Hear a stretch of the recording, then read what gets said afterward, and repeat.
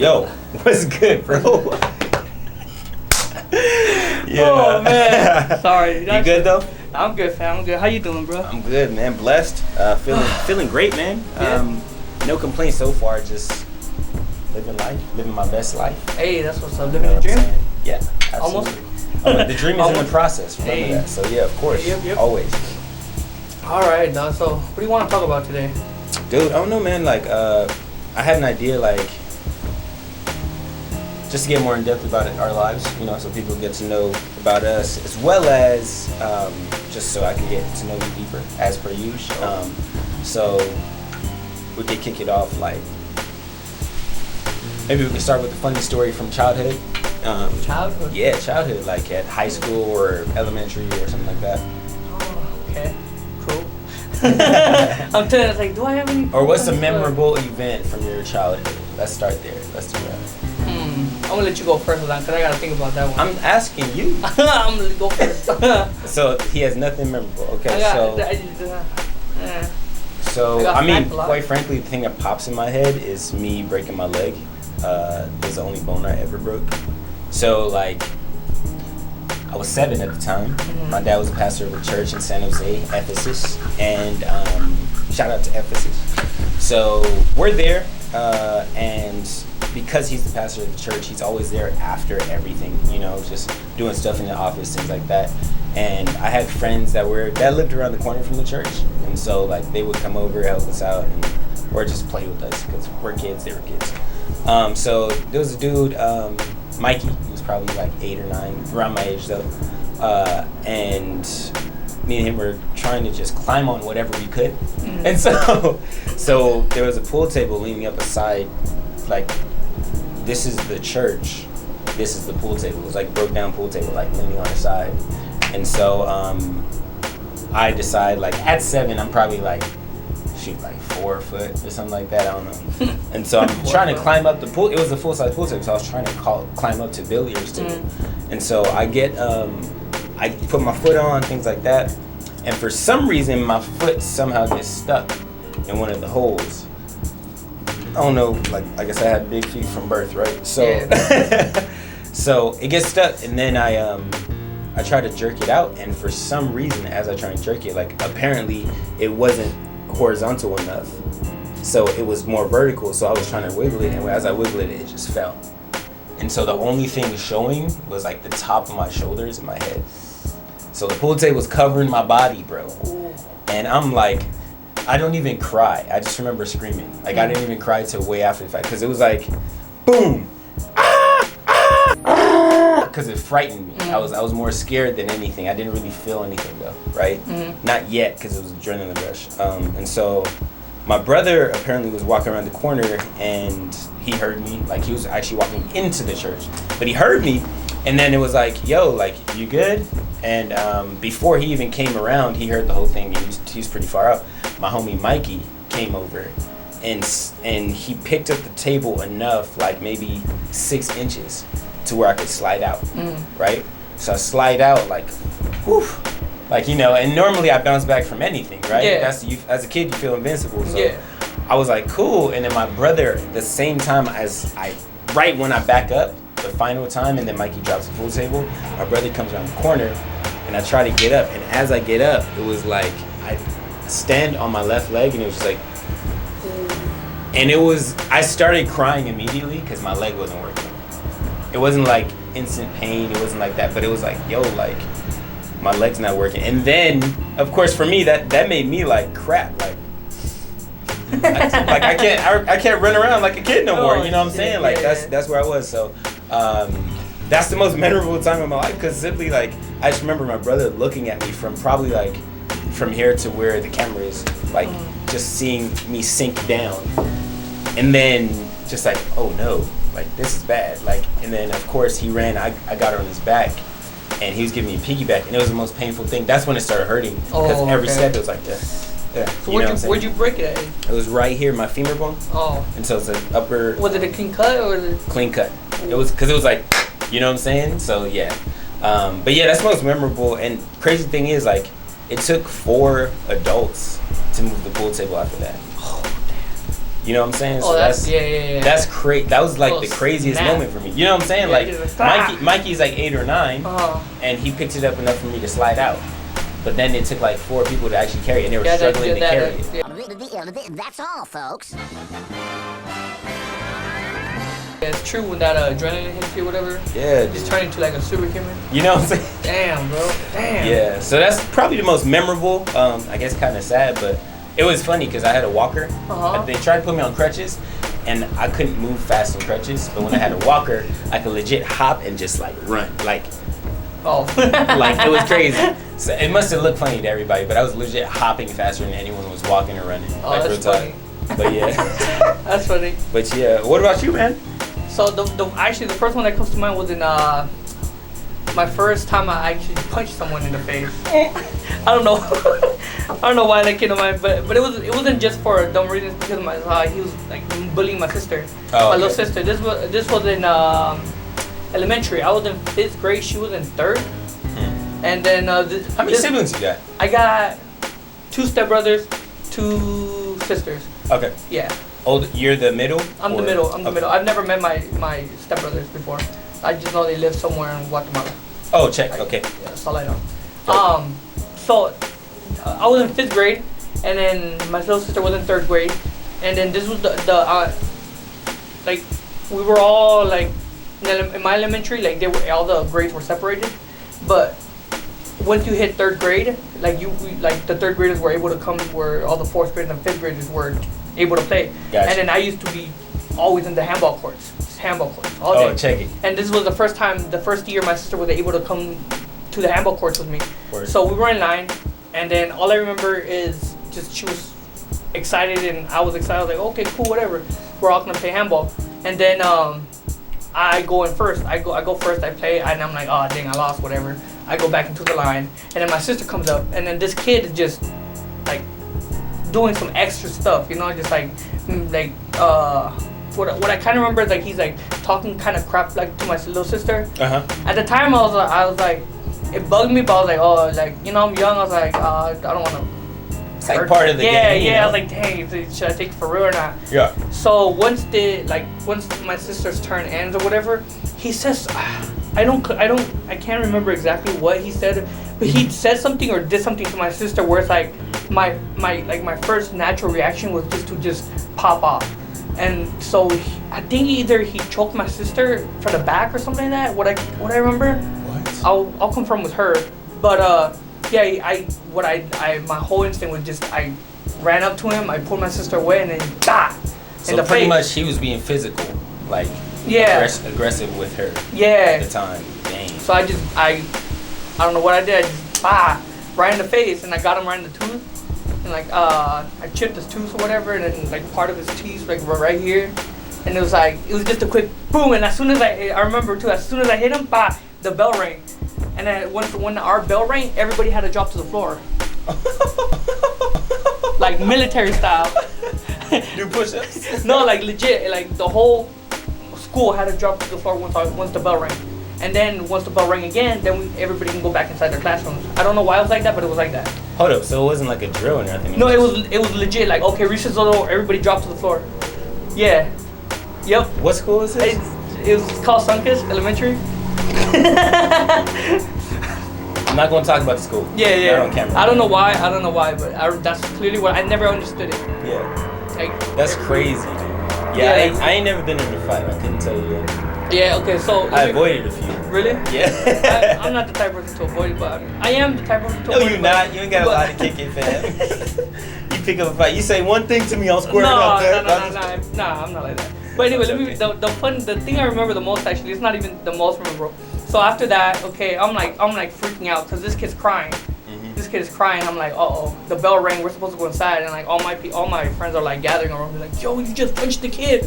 What? Let me see your hand. I'm like shaking. I'm like, I don't know what I'm doing, man. And then my sister's like, oh, thank you, blah blah, whatever. And then, hold up. So when everyone was supposed to drop to the ground, they didn't drop to the ground. Everyone did. Okay, so they still dropped to the ground. Yeah. Okay. Everybody. And then after the second bell rang, then they huddled around. Yeah. Cold snap, what just happened? Yeah. Got it. So we're walking, homeboy gets sent to the principal's office. Obviously, he's gonna say I did it, so I went to the principal's office. Okay, I was terrified of my mother. Okay, my mother would beat me like no other. Okay, but that just a week previous, my father just bought me this brand new PSP, and that was my life. That was my life. PSP, bro. Remember those? Yeah, man. Man, I begged for that thing for months. Anyway, I get sent to the principal's office, and then the principal's asking me like, yo, what happened, blah, blah. I told him like, yo, he messed with my sister. I punched him in the face. I don't know what happened. I'm sorry, blah, blah. I'm cool this whole time. I'm cool. I'm not crying, whatever. The other kid is crying. His mom's on the phone, blah, blah. As soon as my mom comes to, like, over the phone, she's like, I'm not gonna hit you. I'm not gonna do anything, but you're not getting your PSP back. I instantly just broke down. I'm like, no, mama, no. Just smack me, but don't take my PSP away. It's like, I'll take the ass whooping. No, yeah, I told my mom, like, yo, can you just smack the hell out of me? Please do not take my PSP away. Dang. Like, my life was dedicated to that PSP. Jeez. And then for a whole, like, a week or whatever, I just kept begging him, like, yo, can you just smack me already? I want to get my PSP back. But that was the most memorable. Like, I fought. I didn't care about the fight. I cared about my PSP. Like, that's the first thing that popped in mind.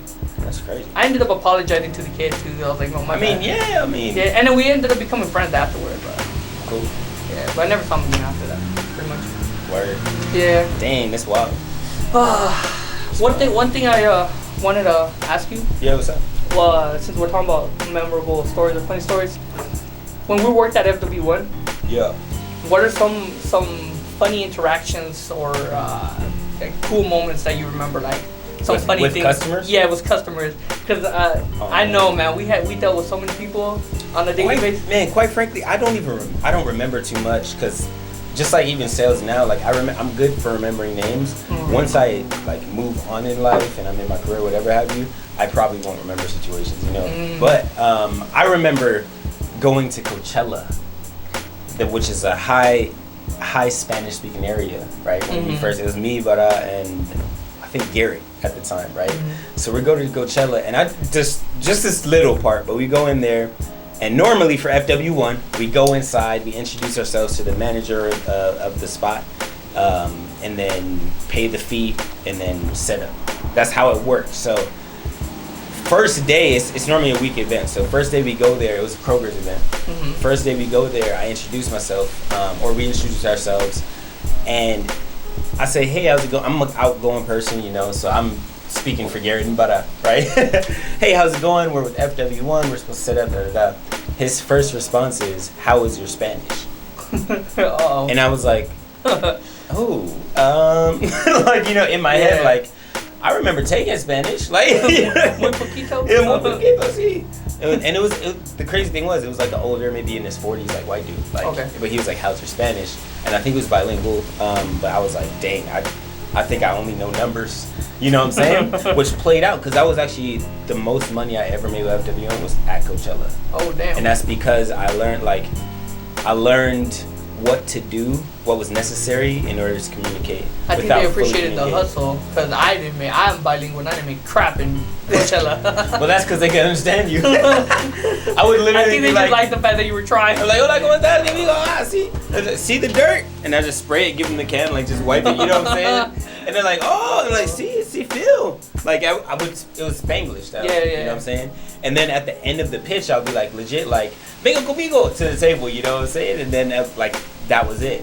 And then not everyone came, of course, but then it was like turn and burn central. Like, yeah, made the most I could make. So it was actually that's probably the most memorable moment, because one, I made the most there and I didn't think I was going to. Secondly, I was going to, like, the first words home dude said was, it wasn't hi, it wasn't bye, it was, yo, like, how's your Spanish? Like, you know what I'm saying? Like, and I'm like, I have no freaking clue, dude. So like, yeah, so that's one of the moments. And then another one, another one would be probably when we were, what was it? I was at some gas station, as far as by a Starbucks, and it was the most dead gas station, and legit, like, I talked to probably 3 people, and right before I talked to 3 people, right after I talked to 3 people, one of the people gave me a tip instead of paying for a can.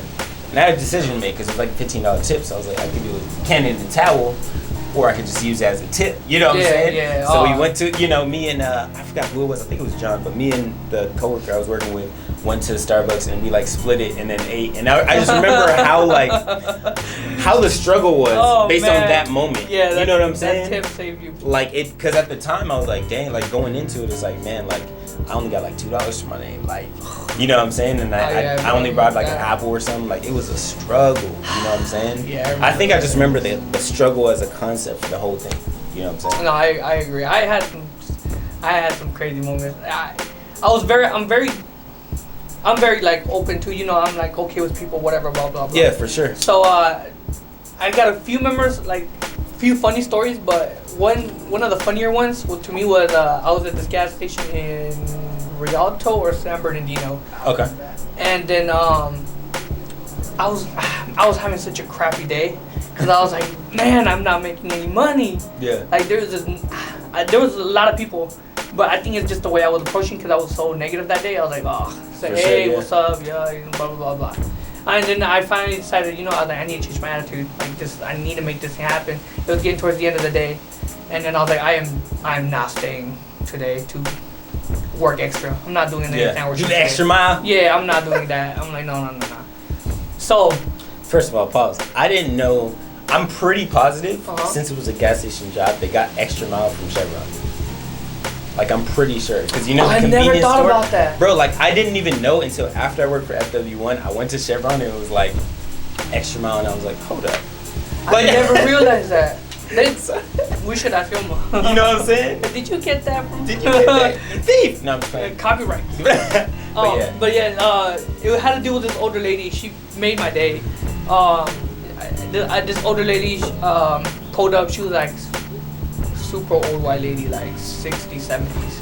Okay, and then I pitch her and she's interested, whatever. But she's oh, I'm sorry, I don't have any money, blah blah. But she right before she goes in to pay, she's like, you're very cute though. If I had more money, blah blah. I'm like, oh, I was like, whatever, cool. She comes out and I was like, she said I was cute. I was like, wonder if I can play towards this. I was like, I'm desperate.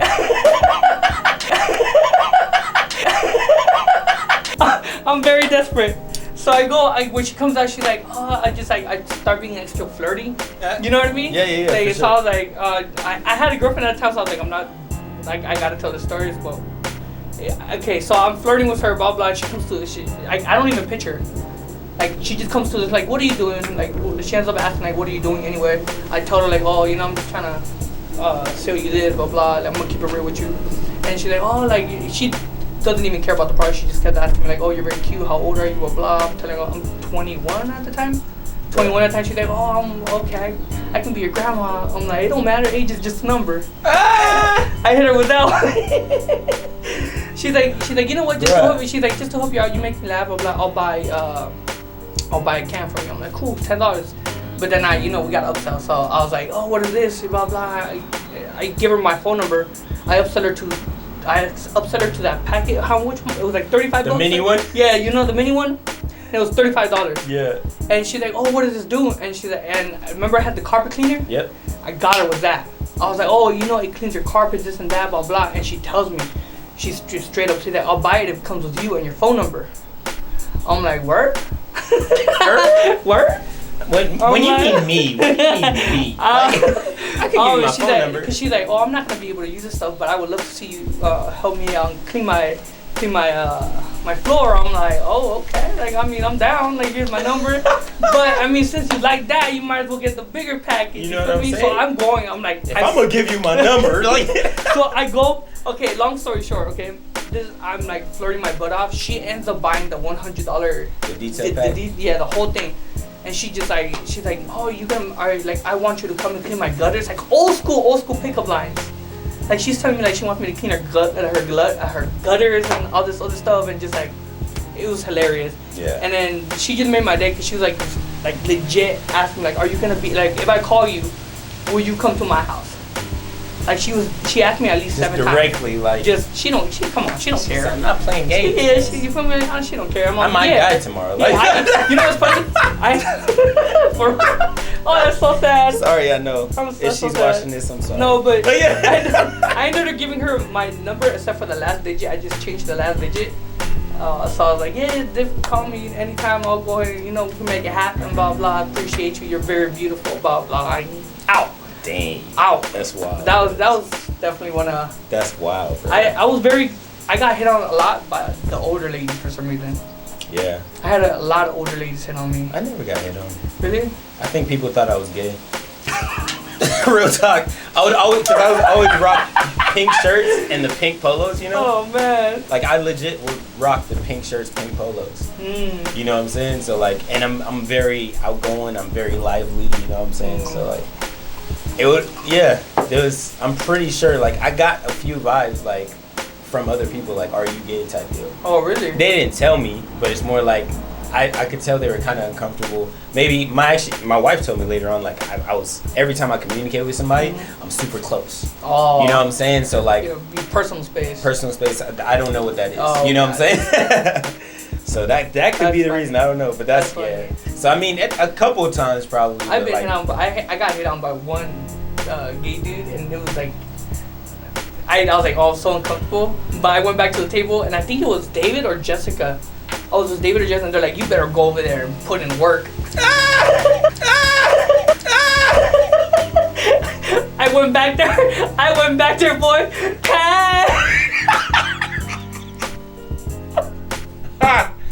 I hate myself, but bro, I was